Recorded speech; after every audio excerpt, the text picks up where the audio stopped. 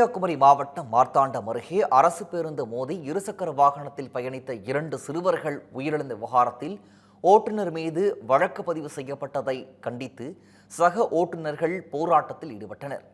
இதனால் அவதியடைந்த பயணிகளிடம் நமது செய்தியாளர் அருள்குமார் நடத்திய கலந்துரையாடலை தற்போது பார்க்கலாம்.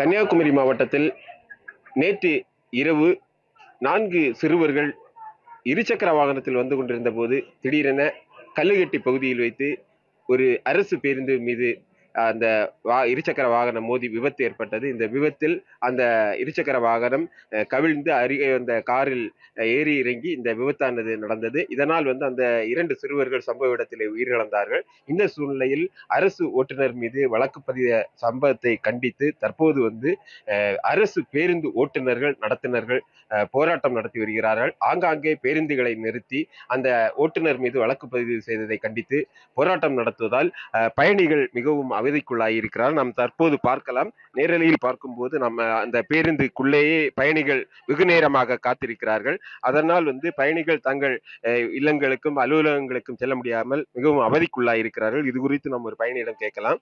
வணக்கம் சார், நீங்க எங்க இருந்து வாரீங்க, எங்க போகணும், என்ன சொல்றாங்க?